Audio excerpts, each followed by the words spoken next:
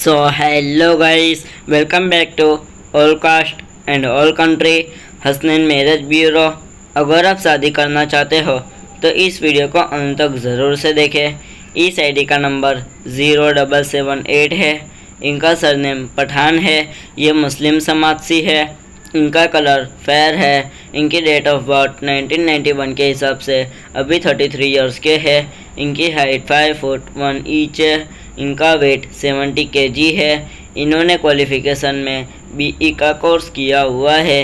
इनके फादर का नाम अशफाक भाई है। इनके मदर का नाम जुबैदा पठान है।